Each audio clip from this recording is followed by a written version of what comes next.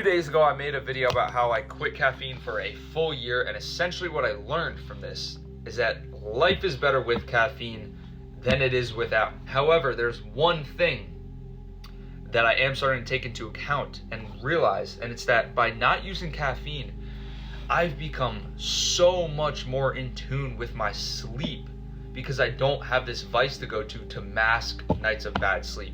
Yes, if you have a night of bad sleep, you can use caffeine and get yourself through the day and you'll be totally fine, and you'll probably be better off that day with the caffeine than without. However, if you're consistently using caffeine to mask poor nights of sleep, you're not taking into account the compounding effects that you're getting from these bad nights of sleep.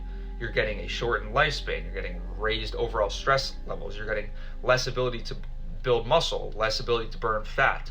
All these things, caffeine doesn't fix.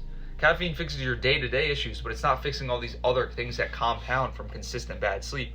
So when you don't have caffeine to go to, you're forced to make sure that every single night you do the right things to make sure you're getting a good night of sleep, because you know you're going to feel shitty the next day if you don't get a good night of sleep, and there's no way around it. It allows you to optimize it so much better than you'd be able to if you had a vice to go to for every time you had bad sleep. So there's one benefit to not using caffeine.